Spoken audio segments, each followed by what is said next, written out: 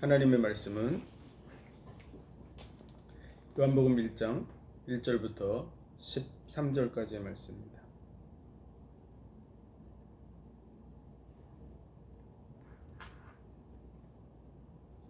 교독하겠습니다. 태초에 말씀이 계시니라. 이 말씀이 하나님과 함께 계셨으니 이 말씀은 곧 하나님이시니라. 그가 태초에 하나님과 함께 계셨고 만물이 그로 말미암아 지은 바 되었으니 지은 것이 하나도 그가 없이는 된 것이 없느니라. 그 안에 생명이 있었으니 이 생명은 사람들의 빛이라. 빛이 어둠에 비치되 어둠이 깨닫지 못하더라.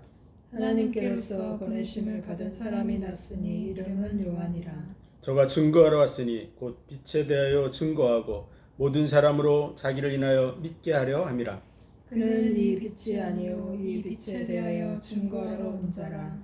참빛 곧 세상에 와서 각 사람에게 비치는 빛이 있었나니 그가 세상에 계셨으며 세상은 그로 말미암아 지은 바 되었으되 세상이 그를 알지 못하였고 자기 땅에 오매 자기 백성이 영접지 아니하였으나 영접하는 자 곧 그 이름을 믿는 자들에게는 하나님의 자녀가 되는 권세를 주셨으니. 함께 읽습니다. 이는 혈통으로나 육정으로나 사람의 뜻으로 나지 아니하고 오직 하나님께로서 난 자들이니라. 아멘. 기도하겠습니다. 하나님 은혜와 사랑과 복 주심 감사합니다. 우리를 위해 이 땅에 오셔서 십자가의 죽으심으로 우리에게 대한 놀라운 사랑을 확증해 보여주시고 하나님의 의를 이루셔서 그 의 가운데 우리를 의롭다고 하심을 감사합니다. 하나님의 자녀의 복과 은혜를 이 땅에서 누리며 영원을 바라보고 달려가는 삶을 누리게 하여 주옵소서.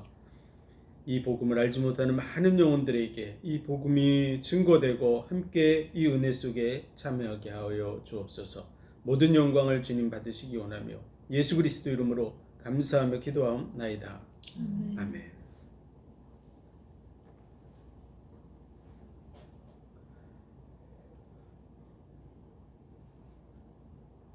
요한복음의 이 말씀, 요한복음은 요한 사도를 통해서 기록된 말씀이죠. 그래서 이방의 모든 사람들이 함께 이 예수 그리스도가 어떤 분인지를 알게 하시려고 하는 그런 목적에서 기록됐습니다. 그래서 요한복음에는 이 사복음서에 나타나는 부분들이 거의 공통적이지만 사복음서의 공통적인 내용은 예수님 자신이 이 땅에 오셔서 자기 자신을 어떤 분으로 나타내고 있는가 하는 부분이 나타나 있죠. 그래서 예수님이 거의 직접적으로 말씀하신 부분들이 거의 기록이 되어 있습니다. 그래서 그 부분을 통해서 예수님 어떤 분이냐 그러면 성경이 약속한 그 메시아 말씀대로 오셔서 말씀을 성취하신 분이시다. 내가 바로 그라고 하는 그런 부분, 나로 말미암지 않고는 나를 인해서 나라고 하는 그런 단어를 많이 예수님이 사용하면서 내게로 오라고 이렇게 말씀하고 계세요. 내가 바로 그 메시아다. 나를 통해서 아버지께로 가게 되고 구원을 얻게 되고 이런 메시지가 사복음서의 공통적인 내용이라고 할 수 있습니다. 그리고 서신서들은 예수 그리스도를 봤던 그 증인들이 나가서 우리가 만났던 그 예수 그리스도, 십자가에 못 박혀서 죽으신 그 예수 그리스도, 죽은 지 사흘 만에 부활하신 그 예수 그리스도, 그분이 성경이 약속한 메시아라고 하는 사실을 증거하고 있는 것이죠.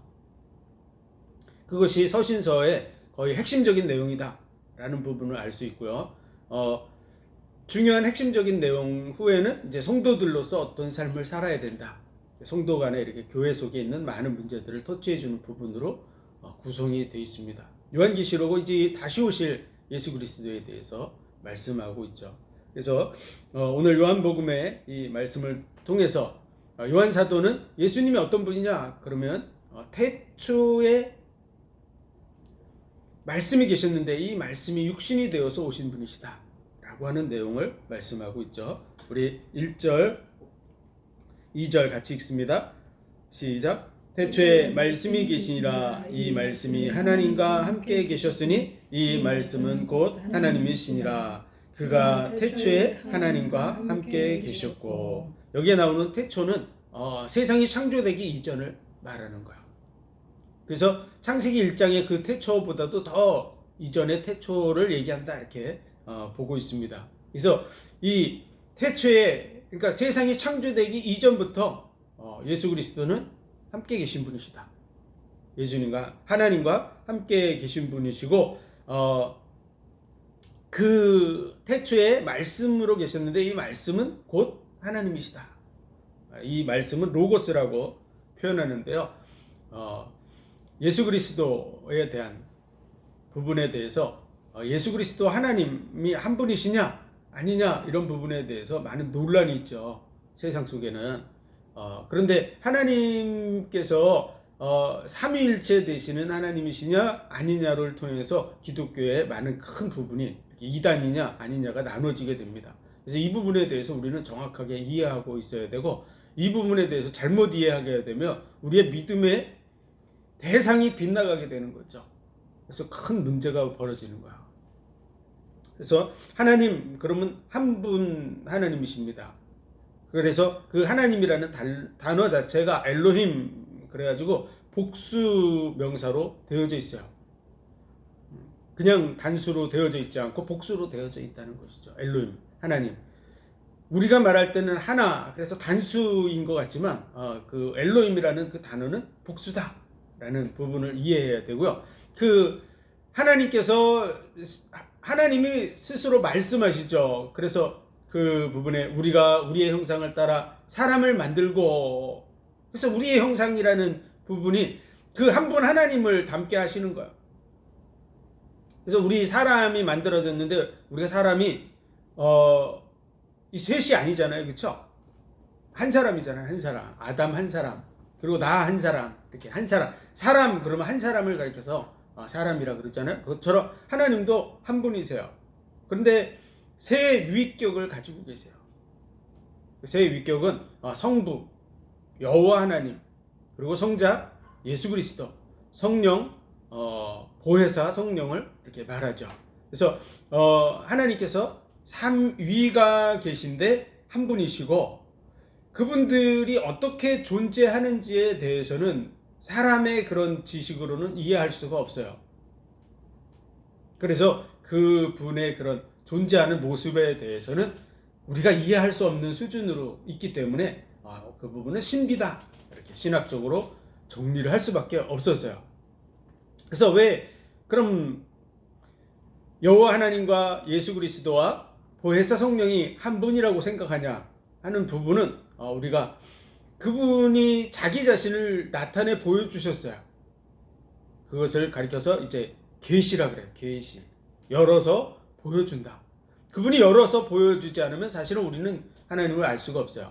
하나님이 자기 자신을 열어서 보여주셨는데 일반적으로 보여주는 부분을 이제 일반 계시라 그래요. 만물을 통해서 우리가 하나님을 알 수 있는 부분. 그것은 정확하게 알 수는 없습니다. 그러니까 모든 만물이 존재한 속에 우리가 태어나잖아요. 그렇죠? 지구가 있어야 인간이 존재하죠. 그렇죠?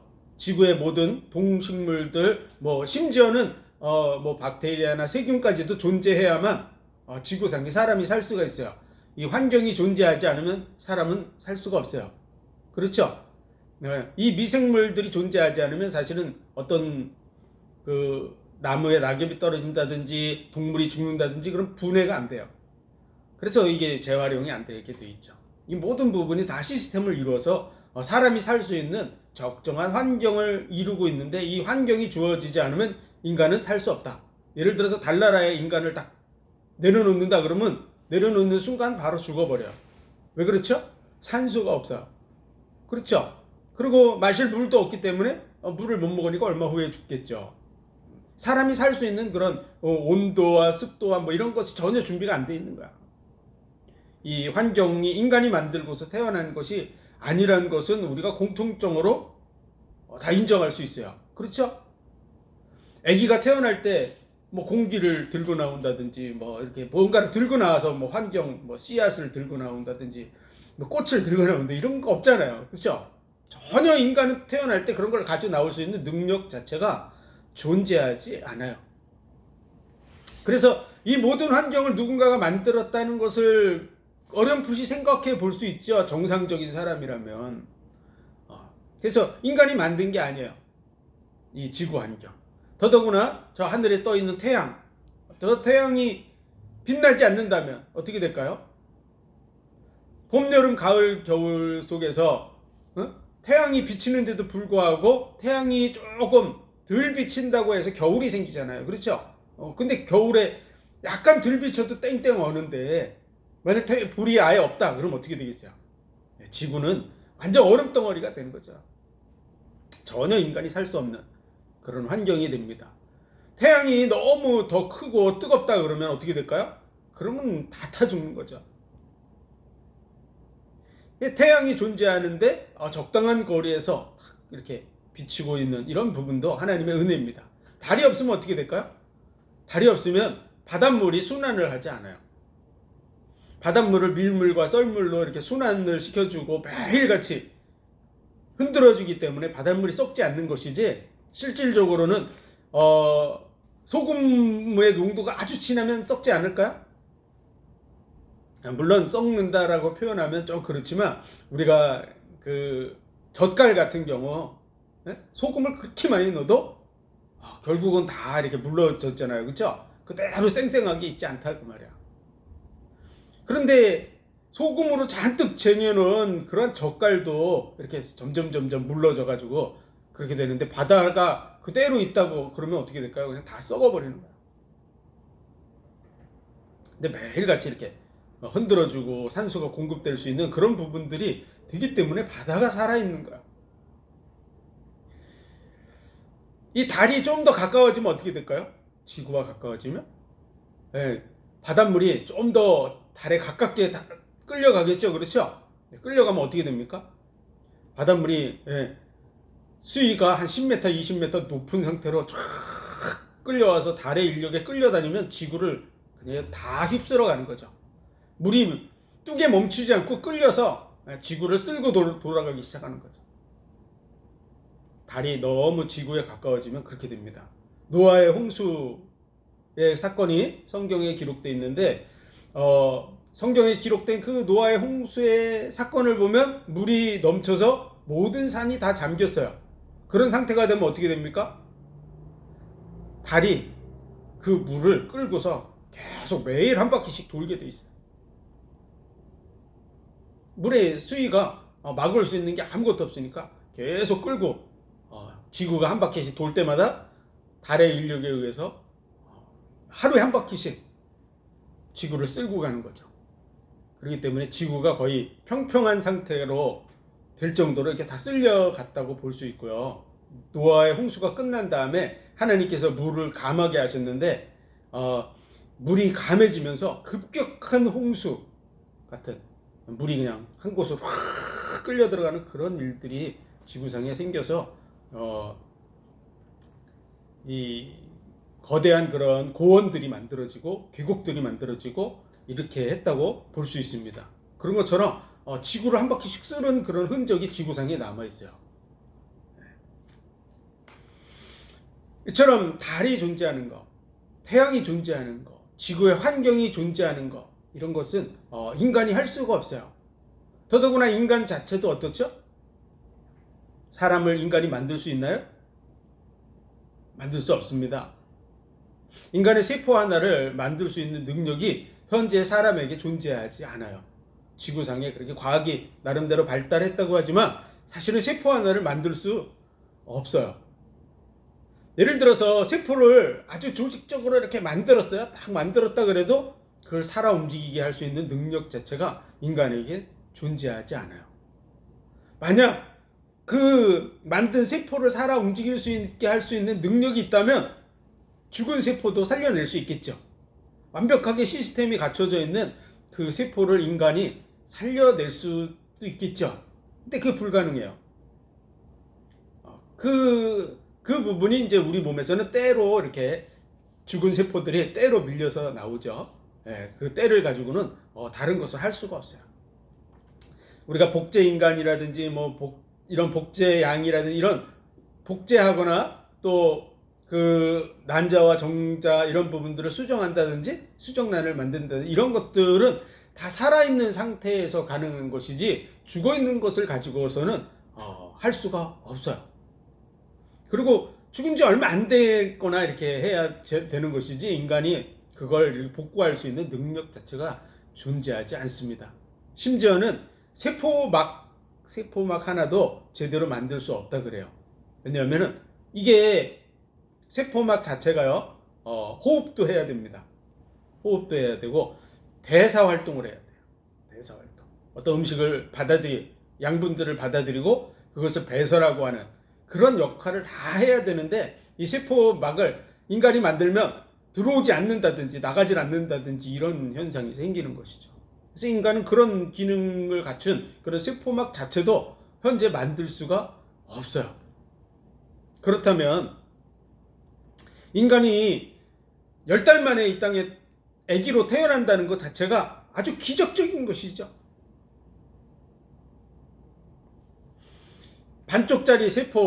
반쪽짜리의 유전자를 가진 그 정자와 난자가 만나가지고 10달 만에 모든 것을 갖춘 아기로 이렇게 탁 태어난다는 것 자체가 기적과도 같은 거예요. 그래서 성경에는 그 이루어지는 것이 신묘막측하다. 너무 묘하고 신기해서 인간이 측량할 수 없다, 이런 말이죠. 그 정도로 나 자신이 이 땅에 태어난 것 자체가 기적과 같은 그런 은혜 속에서 태어난 거야. 그래서 우리가 자기 스스로를 봐도 누구를 인정할 수 있어요? 누군가 나를 이 땅에 존재하게 하신 분이 계시구나 라는 것을 생각해 볼 수 있는 거야. 알면 알수록 더 깊이 생각해 볼 수 있습니다.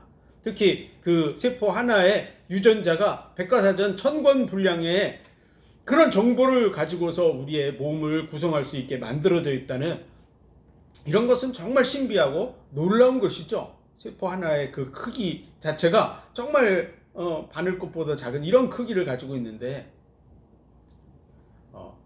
백과사전 1000권의 분량이 그 안에 들어갔다. 그건 어마어마한 것이죠. 나에게 주어진 모든 환경이 내가 인간이 만든 게 아니고 내가 만든 게 아니고 누군가로부터 주어졌다는 것에 우리는 삶의 환경 속에서 하나님을 인정하고 감사해야 될 줄로 믿습니다. 그것이 바로 하나님의 일반적인 계시예요. 그래서 만물을 통해서 하나님을 알 수 있는 것을 우리에게 주셨어요. 그래서 하나님의 심판대 앞에 서게 될 때 아무도 핑계할 수 없는 것이죠. 왜냐하면 자신이 산 모든 환경이 자기가 만든 게 아니잖아요. 그렇죠? 자기의 손가락, 발가락도 자기가 만들 수 없어요. 부모님도 만들 수 없어요. 부모님이 낳아주시지만 예를 들어서 손가락 하나 잘라지면 그걸 대신 만들어줄 수 있는 능력이 부모님에게 존재하지 않아요. 심지어는 우리의 간이나 심장이나 콩팥이나 이런 장기들을 부모님이 본 사람이 없을 거야. 그렇죠? 자기 자녀의 간, 심장, 콩팥 이렇게 본 사람은 아주 몇 사람, 의사라 자기가 직접 자기 자식을 수술했다 그러면 혹시나 봤겠죠. 나머지는 본 적도 없는 그런 부분이 우리 몸속에 구성이 되어 있는 거죠. 부모님이 만든 게 아니에요. 어쨌든 하나님을 우리는 핑계할 수 없습니다. 그래서 하나님의 심판대 앞에 우리가 핑계할 수 없는 것이죠. 두 번째로는 하나님의 그 중심, 하나님의 그 마음을 알 수 있는 것은 만물을 통해서 하나님의 마음을 알 수 있을까요? 하나님의 그 중심이 어떤지 알 수 있을까요? 만물을 통해서는 아주 짐작만 할 뿐이죠. 그렇죠? 봄에 꽃들이 피는 것을 보면서 하나님은 아름다운 속성을 가지고 계신 분인가 보다 이렇게 생각할 수도 있겠죠. 나름대로 자기 나름대로 막 판단하는 것이죠. 그것은 하나님께서 스스로의 마음을 우리에게 보여주셔야 됩니다. 그분의 특성을 보여주셔야 돼요. 그분이 의로우신 분인지 그분이 악한 분인지를 보여주셔야 돼요. 그래서 하나님께서 자기 자신에 대한 것을 우리에게 계시해 보여주셨습니다. 그것이 바로 하나님의 말씀이요. 말씀. 그래서 이 하나님의 말씀 66권 성경을 통해서 하나님은 자기 자신이 어떤 분인가를 우리에게 드러내 나타내고 계십니다. 삼위일체 하나님에 대해서도 말씀을 통해서 우리가 확인할 수 있는 것이죠. 대초에 하나님이 천지를 창조하시니라 이렇게 하나님이 창조하시는 거로 나오죠. 그런데 오늘 말씀에 보면 뭐라고 돼 있어요? 3절 우리 같이 읽습니다. 시작. 만물이 그로 말미암아 지은 바 되었으니 지은 것이 하나도 그가 없이는 된 것이 없느니라. 만물이 그로 말미암아 지은 바 되었으니 모든 만물이 누구로 말미암아 지었다고요? 네. 하나님으로 말미암아 지은 바 됐는데 태초에 말씀이 계신데 이 말씀이 곧 하나님이시고 이 말씀으로 말미암아 지어졌다는 거야. 지은 것이 하나도 그가 없이는 된 것이 없느니라. 그가 태초에 하나님과 함께 계셨고 이 말씀을 통해서 그는 바로 하나님과 함께 계신 말씀을 얘기하는 거야. 그렇죠? 근데 그 말씀이 육신이 되어서 우리 가운데 오신 분이 계신데 그분이 바로 예수 그리스도입니다. 오늘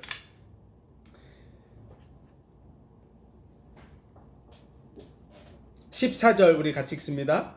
시작. 말씀이 육신이 되어 우리 가운데 거하심에 우리가 그 영광을 보니 아버지의 독생자의 영광이요 은혜와 진리가 충만하더라. 말씀이 육신이 되어 우리 가운데 거하심에 우리가 그 영광을 보니 독생자의 영광이요 은혜와 진리가 충만하다. 그 말씀이 육신이 되어 오신 분이 계십니다. 그분이 누구죠? 예수 그리스도예요. 예수 그리스도. 태초에 말씀이 계셨는데 그가 하나님과 함께 계셨고 그로 말미암아 그는 바로 이 말씀입니다. 말씀으로 말미암아 모든 만물이 지어졌는데 그가 없이는 된 것이 없대요. 그 말은 그분이 다 지었다 그 말이죠. 근데 창세기 1장에 보면 누가 짓습니까? 태초에 하나님이 천지를 창조하시니라. 천지 만물을 누가 창조해요? 하나님이 창조하세요. 하나님. 그 하나님이 바로 예수 그리스도예요. 여호와 하나님께서 창조하세요. 이사야 45장 18절 우리 한번 찾아보겠습니다. 이사야 45장 18절.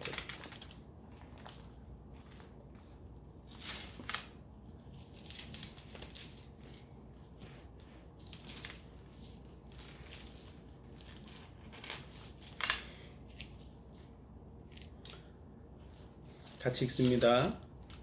시작.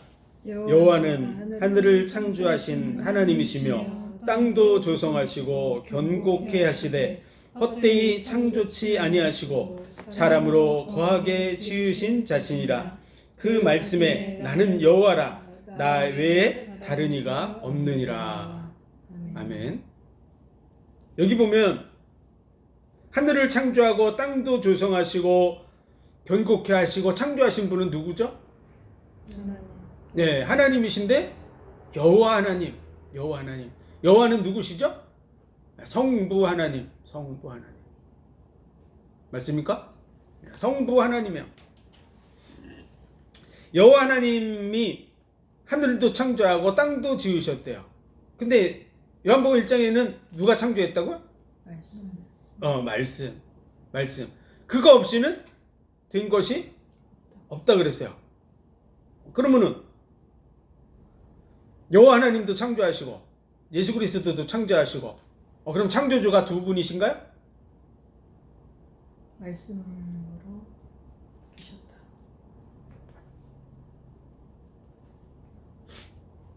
그 말씀이 육신이 되어 오신 분이 예수 그리스도입니다. 예수 그리스도. 창조주가 누구냐? 그러면 하나님이 천지를 창조하셨어요. 그 하나님이라는 단어는 엘로힘, 복수로 쓰여졌다 그랬죠? 복수. 엘로힘. 그래서 여호와 하나님도 하나님이시고 예수 그리스도도 성자 하나님이세요. 그리고 성령도 하나님의 영이시죠. 그렇죠? 그래서 성령에 대해서 하나님의 영이 아니라고 하는 사람은 존재하지 않아요. 지구상에.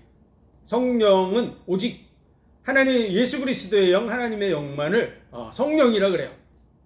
우리가 그 부분도 찾아보겠습니다. 로마서 8장.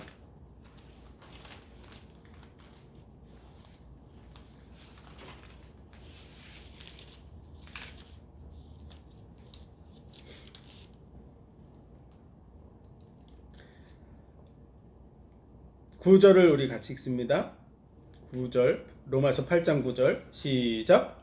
만일 너희 속에 하나님의 영이 거하시면 너희가 육신에 있지 아니하고 영에 있나니 누구든지 그리스도의 영이 없으면 그리스도의 사람이 아니라.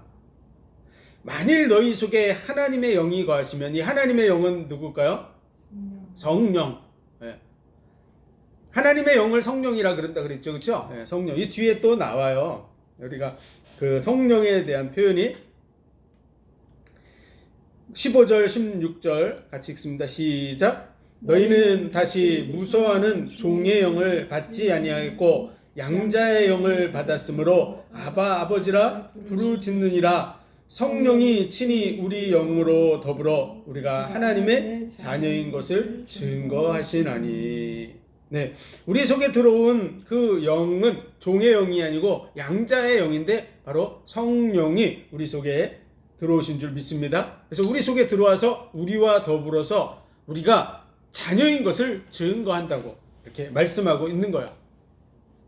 다시 말해서 우리가 우리 속에 하나님 예수님께서 그랬죠. 내가 약속한 아버지께서 약속한 성령을 보내주시겠다. 성령이 우리에게 임하게 되죠, 그렇죠? 그 성령은 바로 하나님의 영이에요. 그리고 예수 그리스도의 영이에요. 오늘 말씀의 9절에 하나님의 영이 너희 속에 거하시며 우리 속에 성령이 들어오시죠, 그렇죠? 우리가 예수 그리스도를 영접할 때 하나님의 영인 성령이 우리 속에 임재하게 됩니다. 영접하는 것이, 영접이라는 말이 그거잖아요. 내가 문 밖에 서서 두드리노니 누구든지 문을 열면 내가 그에게로 들어가 그는 나로 더불어 먹고 나는 그로 더불어 먹으리라. 영접한다는 말은 맞아들인다는 뜻이에요. 누구를 맞아들이죠? 문 밖에서 두드리고 계시는 예수 그리스도를 맞아들이는 거예요. 그걸 영접이라 그래요. 영접.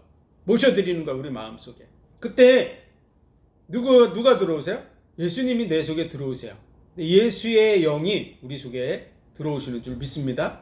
그래서 그 성령이 우리 속에 들어오시는 거예요. 내 이름으로 보내실 성령, 이렇게 예수님이 표현하셨죠. 그렇죠? 예수 그리스도의 이름으로 오실 그 성령이 우리 속에 들어오는 거야. 그걸 거듭남이라 그래요. 영적으로 다시 태어나는 거야. 우리는 영적으로 죽은 자.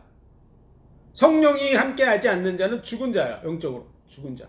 성령이 우리 속에 들어오는 순간에 우리는 영적으로 태어나는 줄 믿습니다. 육신으로 다시 태어나는 게 아니라 영으로 거듭나는 거야. 그래서 니고데모에게 예수님이 그 말씀을 해주신 거죠. 그리고 요한복음 1장 오늘 말씀해 보면 영접하는 자, 곧 그 이름을 믿는 자들, 영접을 할 때와 그 믿는 것이 통일하게 돼 있어요. 영접하는 자, 곧 그 이름을 믿는 자,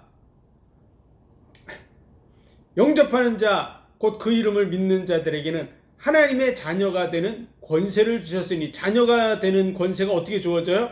오늘 말씀해 보니까 양자의 영을 받아서 자녀가 되는 거예요. 거듭나는 것은 내가 예수 그리스도를 믿고 그분을 구세주로 내 마음속에 받아들일 때, 받아들이는 그 순간에 성령이 양자의 영으로 우리 속에 들어오셔서 우리가 하나님의 자녀로 거듭나는 줄 믿습니다.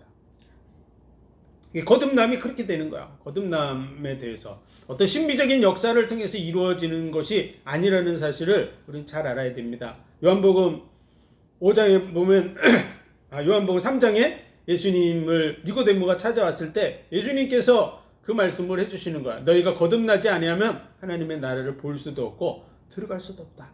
그렇게 말씀하셨죠. 그래서 어떻게 거듭나야 됩니까? 제가 이게 늙었는데 어머니 태 속에 들어갔다 다시 날 수 있습니까? 그랬더니 예수님 뭐라 그래요?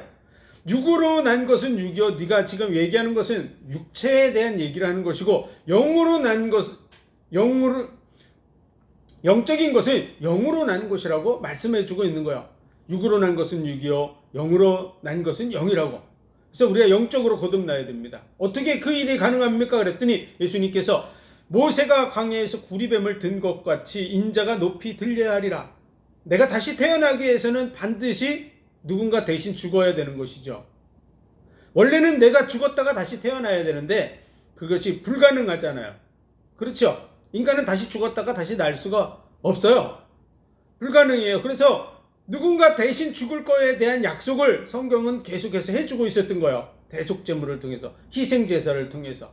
그래서 예수 그리스도께서 우리 대신에 십자가에 못 박혀 죽으시는 이 사건을 예수님이 말씀하신 거죠. 모세가 광야에서 구리뱀을 든 것 같이 인자가 높이 들려야 하리라. 내가 너희를 대신해야 죽어야만 너희가 거듭날 수가 있어. 거듭나는 것은 우리가 어떤 노력을 해서 거듭날 수 있는 게 아니에요. 예수님이 내 대신 죽으심으로 말미암아 내가 죽게 되고, 그리고 예수 그리스도를 믿음으로 말미암아 내가 새 사람으로 거듭나는 줄 믿으시기 바랍니다. 그래서 저를 믿는 자마다 영생을 얻는 것이라고 말씀하고 있는 거야. 우리 요한복음을 찾아보겠습니다. 요한복음 3장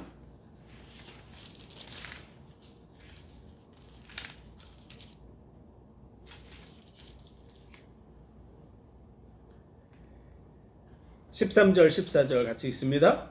하늘에서 내려온 자 곧 인자 외에는 하늘에 올라간 자가 없느니라. 모세가 광야에서 뱀을 든 것 같이 인자도 들려야 하리니. 15절 같이 읽습니다.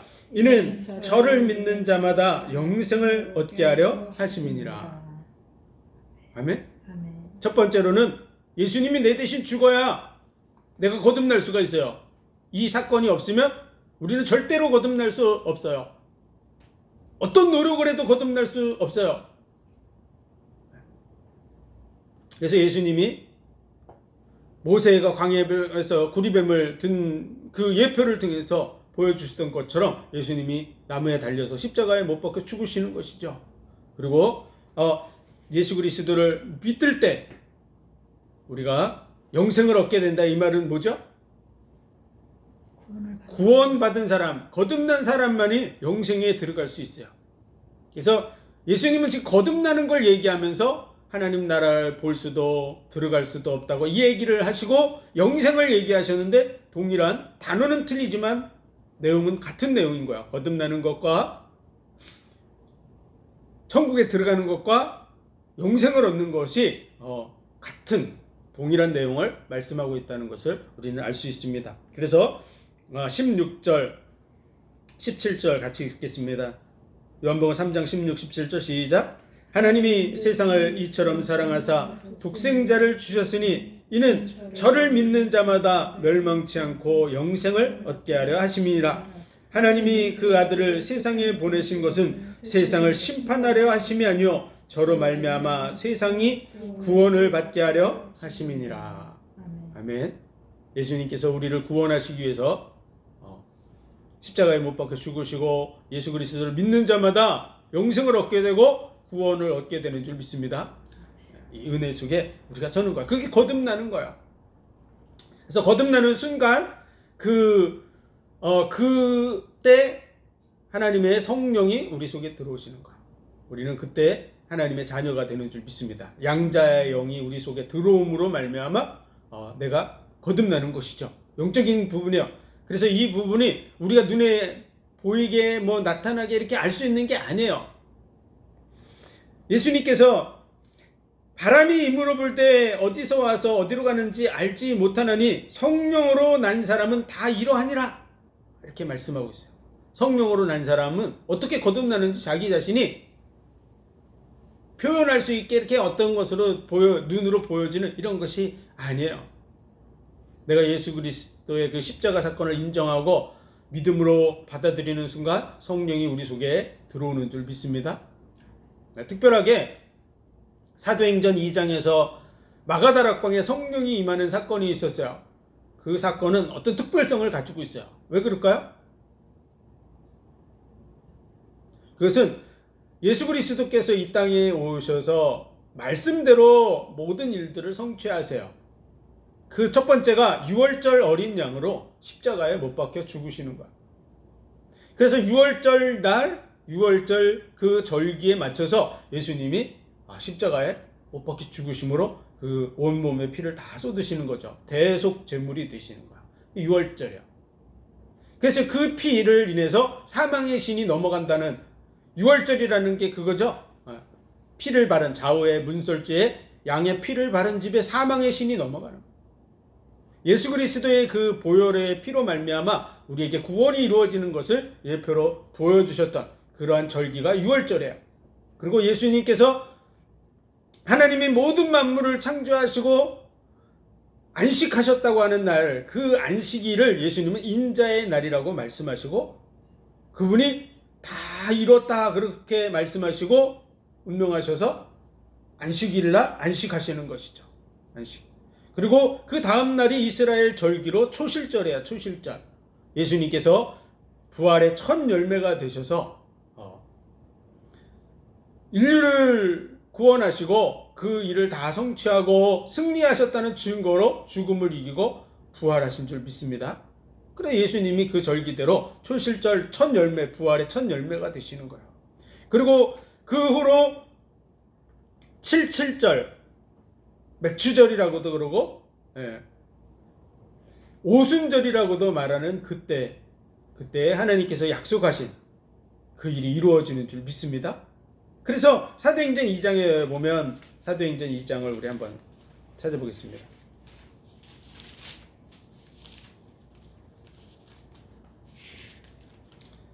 2장 1절 같이 있습니다. 시작. 오순절 날이 이미 이름에 저희가 다 같이 한 곳에 모였더니. 예수님께서 제자들하고 40일 동안 같이 계셨어요. 그러면서 하나님의 나라의 일을 말씀하시는 거야. 하나님 나라의 일을 말씀하셨어요. 50일까지 같이 계시면 괜찮을 텐데 그렇게 안 하시고 40일만 계셨어요. 그리고 제자들이 이제 예수님이 승천하시고 나니까 제자들만 달랑 남았잖아요. 그래서 제자들이 마가다락방에 모여서 기도하기 시작했어요. 그러면서 하나님을 기다렸는데 언제 보혜사 성령이 임할지 그들은 어떤 특별한 확신이 없었어요. 여기 오순절 날이 이미 이름에 그런 말이 표현된 것은 오순절 날을 기다리고 앉아 있었던 그런 부분이라기보다는 오순절 날이 되니까 그 일이 이루어지는 거예요. 제자들이 모여지고 이미 이루어지니까 오순절 날을 기다렸다면 그 새벽부터 이렇게 기다렸겠죠. 근데 그렇게 하지 않고 이미 오순절 날이 이르렀어요. 그때 보혜사 성령이 임하는 역사가 일어나는 거예요. 절기를 따라서 하나님이 약속하신 것이 그대로 이루어지고 있는 모습을 보여주고 있습니다. 그런데 예수님이 6월절 어린 양이라는 것과 안식일의 주인이라는 것과 부활의 첫 열매라고 하는 부분은 가시적으로 보여졌죠. 다 드러내 나타내 보여주셨습니다. 그래서 성경이 약속한 그 메시아라는 걸 확실하게 보여주고 계신 거야. 근데 오순절 마가의 다락방에 성령이 임하는데 예수님께서 말한 것처럼 바람이 임으로 불 때 어디서 와서 어디로 가는지 알지 못한 같이 성령으로 난 사람은 다 이러하니라 이렇게 말씀하신 대로 모든 사람이 다 그렇게 알 수 없게 임하는 것이 예수님이 말씀하신 대로 이루어져야 되는데 왜 마가다락방에서는 특별하게 이루어졌을까요? 그것은 하나님이 약속한 그 절기가 가시적으로 보여져서 온 인류에게 믿을 수 있는 증거를 보여주고 있는 거야.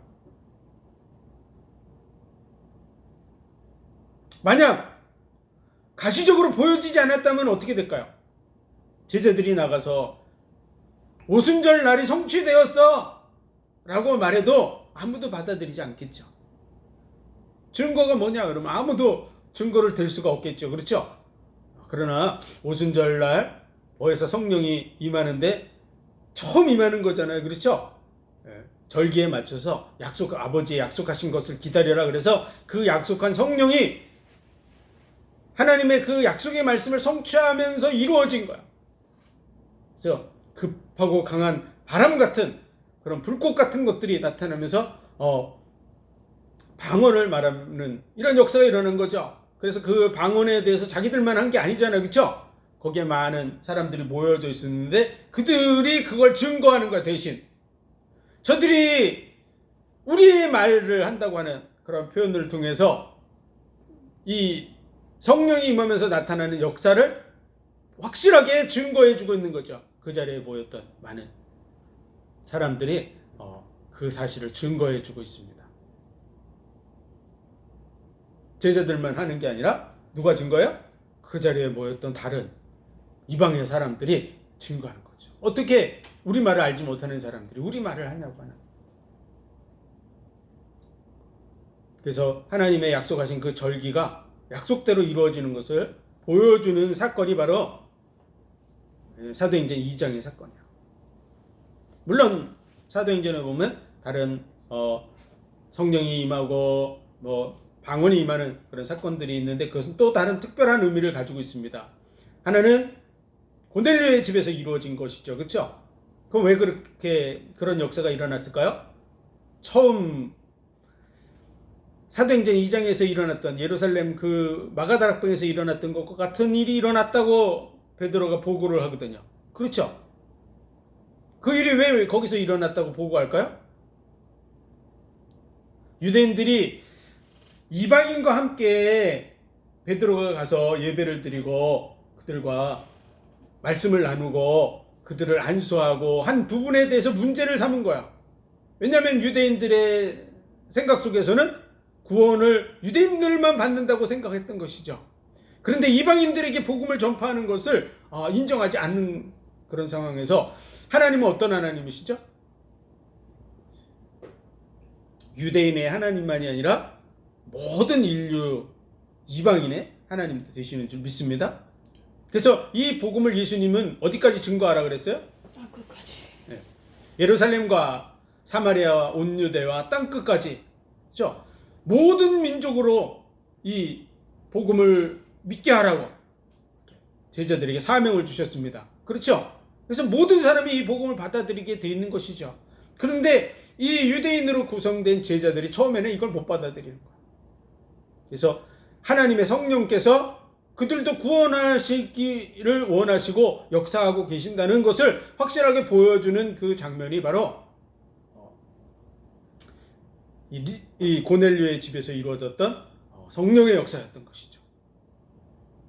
그래서 그것도 가시적으로 보여줄 필요성이 있습니까? 없습니까?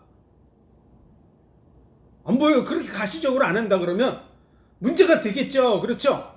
네가 그냥 그렇게 만들어내는 것이지 이렇게 얘기할 수 있잖아요. 그러나 가시적으로 모든 사람이 확실하게 알 수 있도록 그렇게 보여주시는 그런 장면을 나타내주고 있는 거예요. 에베소에서 일어났던 것은 뭘까요? 바울 사도가 정말 사도로서 확실한 그 인정받은 사람이냐 아니냐 그런 부분에 대한 문제들이 많이 벌어진 거에 대해서 이방인의 사도로 또 예수님께서 직접 부른 그런 사도로서 세움을 입었다는 것을 보여주는 그러한 사건이 바로 에베소에서 일어났던 그런 성령의 역사였었던 것이죠. 그래서 그런 부분 초대교회 속에서만 특별하게 일어났던 그런 가시적인 사건, 그리고 나머지는 예수님의 말씀대로 성령이 임하는 그 사건에 대해서 바람이 이물어 불 때 어디서 와서 어디로 가는지 알지 못한 같이 성령으로 난 사람도 다 이러하니라 라고 하는 그 말씀이 이루어지는 것이죠. 그래서 내가 거듭난 것에 대해서 꼭 눈으로 볼 수 있게 임한다 이렇게 생각하는 것은 예수님이 말씀하신 것에 비춰봤을 때 확실하지 않은 것이죠.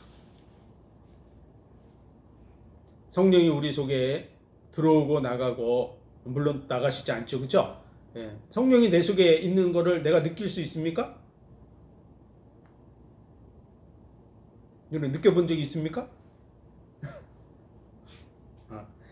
어떤 사람은 느꼈다고 이렇게 얘기하는 사람들도 있죠. 그렇지 않습니다. 물론 우리의 영도 마찬가지죠.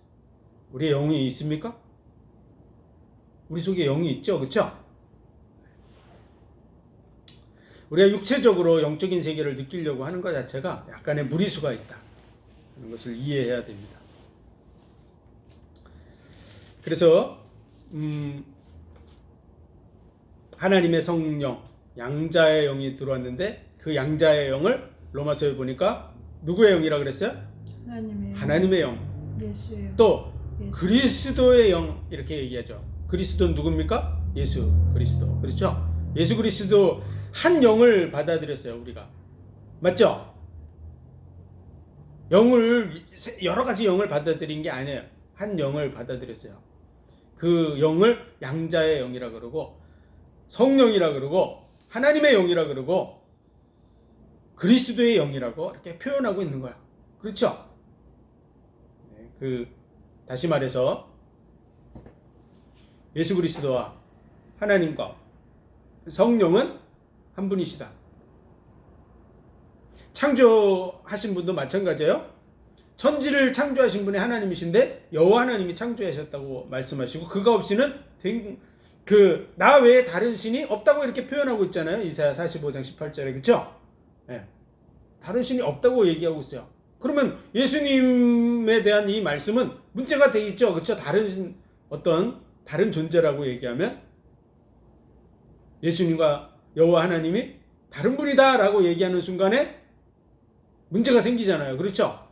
한 분이세요. 한 분. 창조주만 그럴까요? 심판주도 마찬가지예요. 구약엔 여호와 하나님이 심판하신다고 되어 있지만 신약에는 누가 심판하실까요?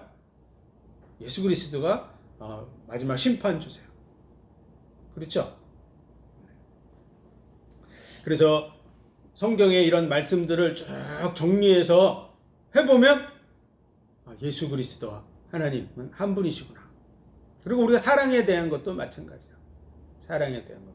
하나님이 우리를 사랑하셨다고 이렇게 표현하고 있죠. 아까도 요한복음에 보면 하나님이 세상을 이처럼 사랑하사 독생자를 주셨으니 이는 저를 믿는 자마다 멸망치 않고 영생을 얻게 하려 하심이라고. 사랑에 대한 얘기를 하고 계신데 사랑도 1대1의 관계에서 이루어져야 됩니다. 지난번에도 말씀드렸지만 내가 어떤 특정한 여인을 사랑한다고 해서 내가 그 사랑의 증거로 내 자식을 죽이겠다고 해서 실제로 죽이면 그런 마음을 가지고 있는 사람이면 그는 그 진정한 사랑의 마음을 품고 있는 자가 아니에요. 진정한 사랑의 마음을 가지고 있는 자라면 자기 자식을 죽일 수 없어요. 심지어는 키우던 개나 뭐 소나 이런 것도 함부로 죽이지 않아요. 그렇죠? 사랑의 마음을 가지고 있는 사람이면은 그렇지 않습니다. 함부로 뭘 막 죽이거나 그런 거를 안 한단 말이야. 그렇죠? 근데 그런 걸 함부로 막 죽일 수 있는 마음은 정말 무서운 마음을 가지고 있는 거야. 이 개, 소, 돼지 뭐 이런 거를 함부로 막 죽이는 것도 그게 좋은 마음이 아니에요. 그런데 심지어 자기 자식을 죽이는 마음을 가지고 있다 그러면 살인할 수 있는 그런 심성을 가지고 있는 거야. 마음 자체가. 그런 살인의 마음을 가지고 있는데 어떤 특정한 여인을 사랑한다고 표현하고 있지만 자식을 죽일 정도의 그런 심성을 가지고 있으면 어느 날 서로 관계가 틀어지면 이 여자는 얼마든지 죽일 수 있는 그런 악마적인 마음을 가지고 있는 자예요. 그래서 자신을 사랑이라고 표현할 수가 없어요.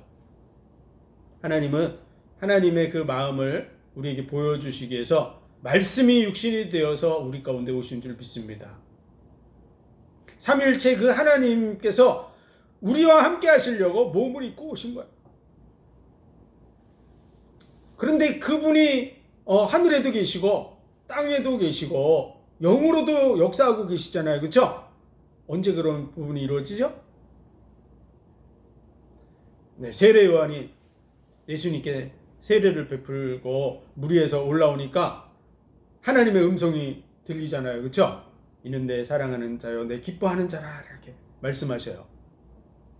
위에서 말씀하시잖아요. 그렇죠? 그리고 그 물속에서 올라온 예수님이 그 자리에 있잖아요. 그리고 그때 어떤 역사가 일어났어요? 성령이 비둘기같이 그 머리에 임하는 이런 일이 동시에 이루어지는 거야. 한 분이신데 어떻게 이게 동시에 이루어지죠? 우리의 부분으로는 이해할 수 없지만 하나님은 능히 모든 것을 하실 수 있는 능력을 가지신 분이기 때문에 그래서 우리가 신비라고 얘기하는 거야. 신비. 그래서 이걸 다르게 표현하는 그분이 이렇게 존재하는 부분에 대해서 하나님 보호자 우편에 앉아 계신다고 이런 표현 자체도 예수 그리스도를 다른 분으로 말하는 순간에 이단이 되는 거야. 이단이 되고 그 사랑도 가짜가 되는 거야. 가짜가. 하나님은 아주 그냥 정말 무시무시한 하나님이 되는 것이죠. 얼마든지 우리를 싹 쓸어버릴 수 있는 그런 무시무시한 하나님이 되는 거야. 악마적인 마음을 가지고 있는. 사랑이라는 것, 자식을 죽이는 그런 분은 사랑이라고 말할 수가 없어요. 그래서 사도행전 20장에도 자기 피로 사신 교회를 치게 하셨느니라. 하나님이 자기 피로 사신 교회를 치게 하셨다 이렇게 표현하고 있죠. 로마서 5장 8절에도 하나님이 그리스도께서 십자가에 못 박혀 죽으심으로 우리에게 대한 자기의 사랑을 확증하셨다. 오늘 말씀을 통해서 우리는 삼위일체에 대한 부분을 이해해야 됩니다. 태초에 말씀이 계시니라. 이 말씀이 하나님과 함께 계셨으니 이 말씀은 곧 하나님이시니라. 이걸 인정하고 받아들여야 됩니다. 이걸 안 받아들이면 어떻게 돼요? 이 말씀이 내게 안 되는 거야. 그렇죠? 심각한 문제가 벌어지는 거야. 하나님의 사랑도 우리 인정할 수 없습니다. 아들 독생자도 죽였는데 우리를 얼마든지 지옥에 멸할 수 있다. 이렇게 말하는 순간 완전히 이단되는 거야. 하나님의 사랑을 이 사람이 믿고 있는 겁니까? 안 믿고 있는 겁니까? 그렇게 말하는 순간 독생자도 죽이시는 하나님이신데 우리는 얼마든지 멸할 수 있다. 이렇게 말하는 순간 그 사람은 사랑의 하나님을 믿는 사람이 전혀 아니에요. 전혀 아니에요. 하나님은 사랑이십니다. 이렇게 말하고 있을지 몰라도 속 사람은 하나님은 무시무시한 분이야. 언제든지 우리를 싹 쓸어버릴 수 있어요. 이렇게 생각하는 사람이 어떻게 하나님을 사랑의 하나님이라고 생각하고 있다고 말하겠어요. 그는 사랑의 하나님이라고 믿지 않아요. 근데 하나님은 사랑이신 줄 믿습니다. 그렇게 증거하고 있는 줄 믿습니다. 하나님은 사랑이세요. 얼마큼 사랑합니까? 자기가 대신 죽을 만큼 우리를 사랑하세요.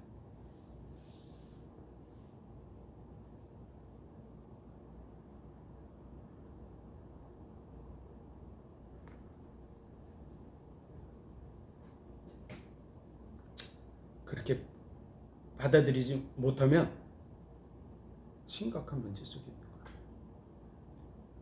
하나님은 정말로 자기의 생명을 내어주기까지 우리를 사랑하시는 줄 믿습니다.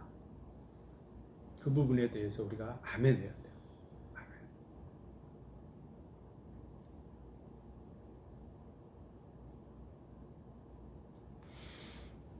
4절 5절 같이 있습니다. 시작. 그 안에 생명이 있었으니 이 생명은 사람들의 빛이라. 빛이 어둠에 비치되 어둠이 깨닫지 못하더라. 그 안에 생명이 있습니다. 이 생명은 사람들의 빛이에요.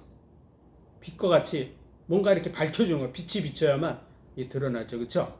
네. 이 빛에 대해서는 빛으로 표현했는데 구약 성경에 또 신약 성경에도 이 빛에 대한 얘기들을 통해서 구별하고 있는 것이 있어요. 지혜가 우매보다 뛰어남이 빛이 어둠보다 뛰어나다. 이런 표현을 쓰고 있죠. 그래서 지혜. 빛은 뭐와 같으냐? 지혜와 같은 거예요. 뭔가를 확실하게 이렇게 알게 해주는 그런 것이죠. 또 평안도 짓고 환난도 지은 분이다. 내가 빛도 창조하고 어둠도 창조하듯이 평안도 짓고 환난도 내가 지은 하나님이다.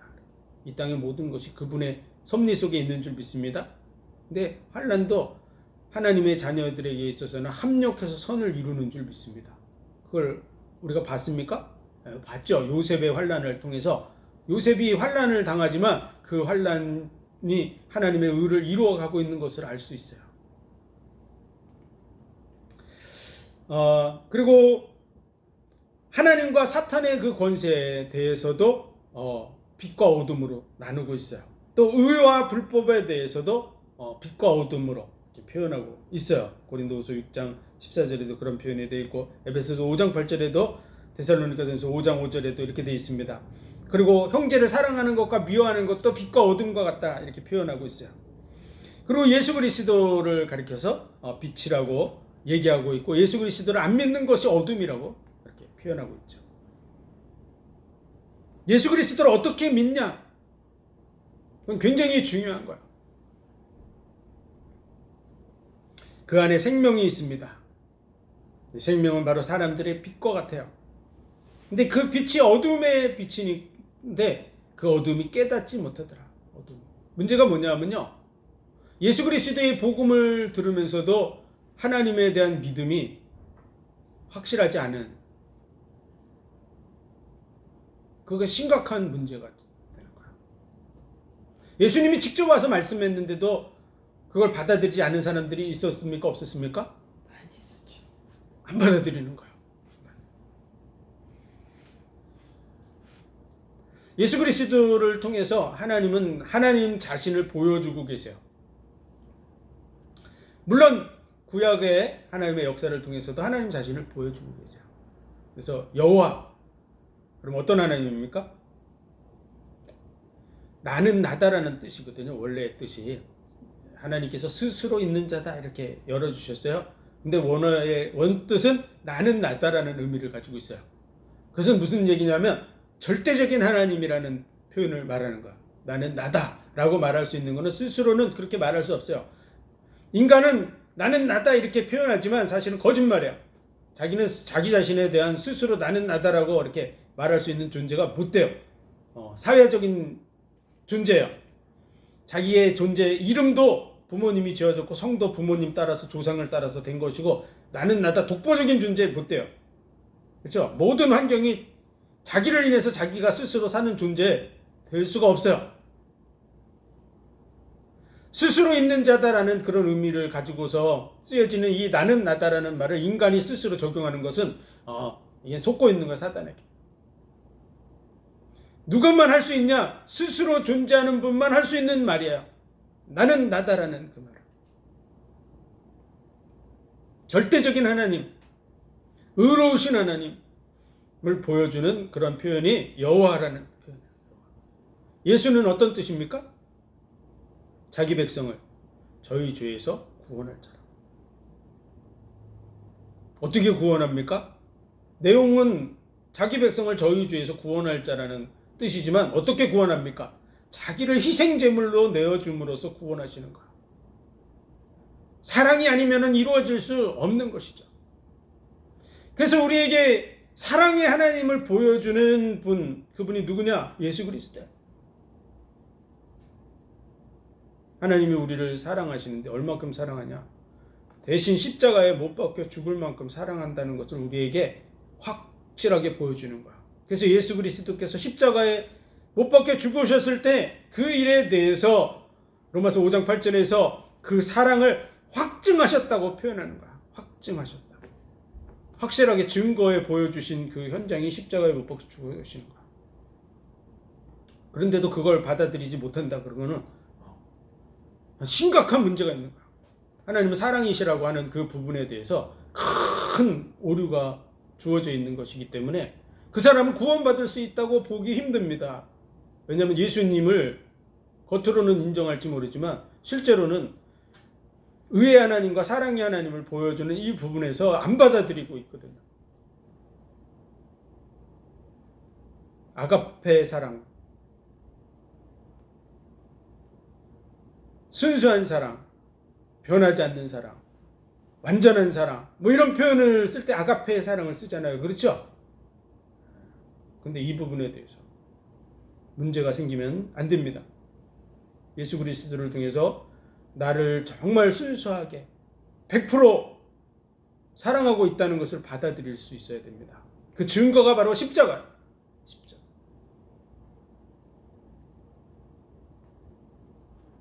근데 빛이 어두움에 비치되 어둠이 이걸 인정하지 못하는, 깨닫지 못하는 이런 부분이 있다고 얘기하고 있습니다. 그래서 이 예수 그리스도에 대해서 대신 증거하러 보낸 자가 있는데 그는 요한이라. 요한에 대해서도 잠시 언급하죠. 6절에서 8절 같이 있습니다. 하나님께로부터 보내심을 받은 사람이 났으니 이름은 요한이라. 저가 증거하러 왔으니 곧 빛에 대하여 증거하고 모든 사람으로 자기를 인하여 믿게 하려 함이라. 그는 이 빛이 아니요 이 빛에 대하여 증거하러 온 자라. 이 요한에 대해서 엘리야의 심령을 가지고 온 자라고 표현하고 있죠. 마지막에 엘리야가 오리라고 이렇게 표현했는데 그는 어떤 일을 하죠? 아버지의 마음을 아들에게로, 아들의 자녀들의 마음을 아비에게로 돌릴 그런 일을 할 것이다 라고 예언되어 있는데 그 일을 하러 온 사람이 바로 세례 요한이다 이렇게 얘기하고 있죠. 그는 예수님을 드러내 나타내는 일을 하고 있습니다.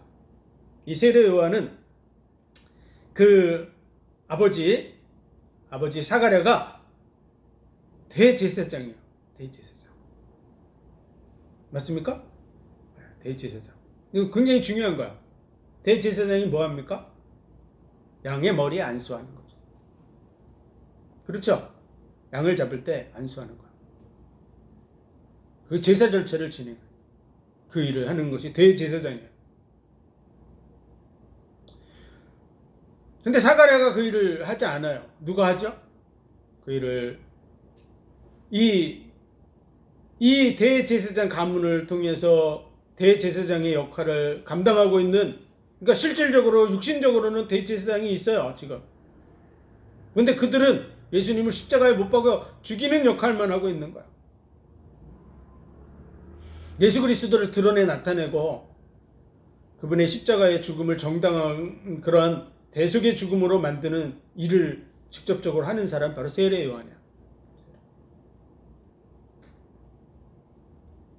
그래서 세례를 베풀어서 예수 그리스도의 머리에 안수하고 하는 일들을 하고 예수님에 대해서 증거하는 일을 하고 있죠. 그래서 말씀하신 그 엘리야의 심령을 가지고 온 사람이고, 아버지의 마음을 자녀들에게, 자녀들의 마음을 아버지에게로 돌리는 그런 역할을 하는 사람이 바로 세례 요한이고, 세례를 통해서 이 예수 그리스도를 드러내 나타내는 그런 일을 하고 있습니다. 그래서 이는 빛이 아니요 빛에 대하여 증거하러 온 자라. 9절부터 13절까지 같이 있습니다. 시작. 참빛 곧 세상에 와서 각 사람에게 비치는 빛이 있었나니 그가 세상에 계셨으며 세상은 그로 말미암아 지은 바 되었으되 세상이 그를 알지 못하였고 자기 땅에 오매 자기 백성이 영접지 아니하였으나 영접하는 자 곧 그 이름을 믿는 자들에게는 하나님의 자녀가 되는 권세를 주셨으니 이는 혈통으로나 육정으로나 사람의 뜻으로 나지 아니하고 오직 하나님께로서 난 자들이니라. 참 빛, 그분이 바로 이 세상에 오셨습니다. 그분은 바로 예수 그리스도예요. 온 만물은 그로 말미암아 지어졌어요. 그분이 바로 창조주세요. 그리고 자기 땅은 바로 유대 고을이 있죠. 이스라엘 백성들에게 찾아왔지만 그들은 예수님을 영접지 않았다고 말씀하고 있는 거야. 그러나 예수님을 영접하는 자는, 그 이름을 믿는 자들은 하나님의 자녀가 되는 권세를 주셨어요. 그것이 바로 하나님의 약속이에요. 약속. 그래서 이것은 혈통으로나 육정으로나 사람의 뜻으로 난 것이 아니다. 혈통적으로 거듭나는 게 아닙니다. 또 육신적인 어떤 부분을 통해서 된 게 아니에요. 사람의 뜻으로 난 것도 아니에요. 하나님의 뜻으로 거듭나는 것인 줄 믿습니다. 내가 새 사람이 되는 것은 하나님의 약속의 말씀을 따라서 약속을 따라 된 거예요. 그걸 아셔야 돼요. 우리는 그래서 약속의 자녀라고 갈라디아에서 표현한 대로 내가 거듭난 것은 약속을 따라 된 거야. 믿음이라는 그 말도 그 약속을 믿는 거야. 그리고 그 약속하신 분을 믿는 거야. 우리가 그분을 보지 못했지만 우리가 그분을 믿는 줄 믿습니다. 그분을 믿기 때문에 그의 약속도 믿는 거야. 그리고 그분이 드러낸 그 사랑의 마음도 믿는 거야. 그래서 우리가 자녀가 된다 그랬는데 사랑 안에서 거룩하고 흠이 없는 하나님의 아들들이 되게 하시려고 하는 것이 하나님이 창세전의 계획이라고 에베소서에 말씀하잖아요. 뭐 안에서요? 사랑 안에서. 이 아가페 사랑 속에서 내가 자녀가 되어야 되는 줄 믿습니다. 자녀라는 것은 사랑의 관계를 얘기하는 거예요. 근데 이 사랑을 못 받아들이는 것은 심각한 문제가 있는 것이죠. 사랑이 존재하지 않는다 그러면 그 자녀 관계가 뭐가 됩니까? 아무 의미가 없는 것이죠.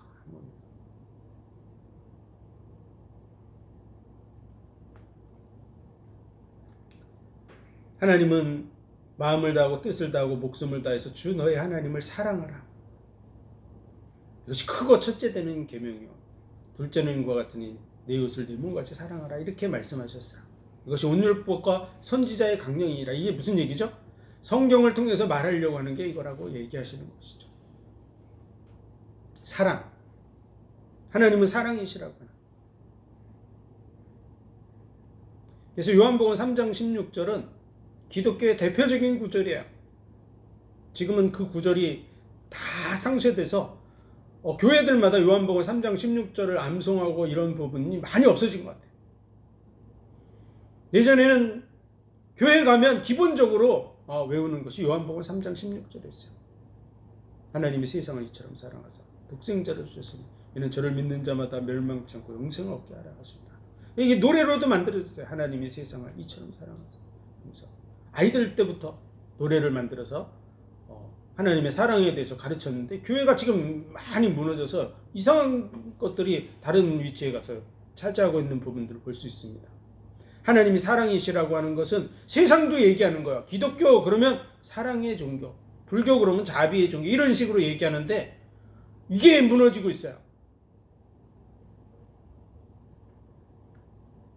아가페의 이 하나님의 사랑을 드러내고 나타내는 일이 무너지고 있다 그 말이에요. 누구에 의해서? 교회에 의해서 지금 그 일이 이루어지고 있어요. 우리가 하나님이 말씀하시는 이 하나님의 사랑에 대해서 확실하게 이해하고 받아들이고 그래서 우리의 속에서 하나님을 아버지라고 인정하는 속에서 고백되어져 나오는 그것을 찬송이라고 표현하는 거야. 찬송. 그의 은혜와 영광을 찬송하게 하려 합니다. 내가 그분을 사랑으로 받아들이고 인정하고 내가 입을 열면 그것이 증거되어 나와야 될 줄로 믿습니다. 난 다른 거 찬송하고 있다. 그럼 아닌 거예요. 자녀 관계가. 굉장히 중요한 거. 난 자녀입니까? 혼인잔치 얘기가 이제 또 나오지만요. 우리를 신부라고 얘기하잖아요. 사랑 관계를 빼놓은 신랑 신부. 그럼 그건 뭡니까? 사랑이 아니에요. 그러면 뭔가 목적을 가지고 하는 그것을 결혼이라고 말할 수 있습니까?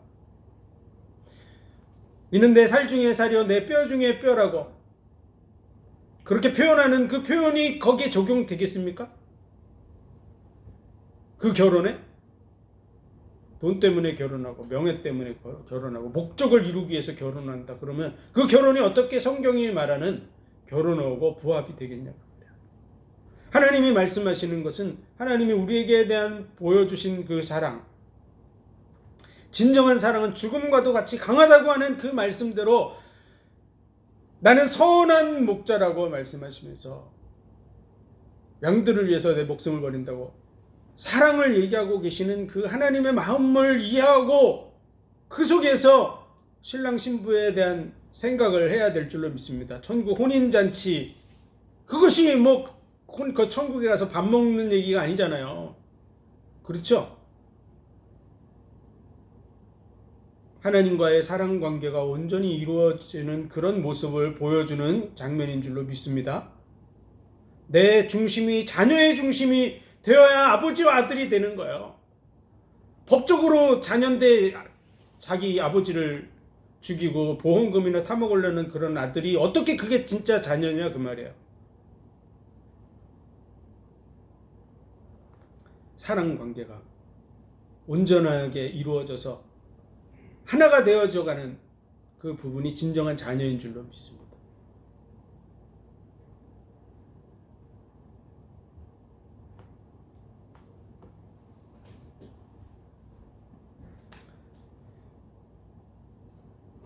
오늘 우리는 예수 그리스도와 여호와 하나님 그리고 성령이 한 분이라는 사실을 확실하게 알아야 됩니다. 하나님은 우리가 체험할 수 있게 하려고 확인할 수 있게 하려고 말씀이 육신이 되어서 오신 거예요.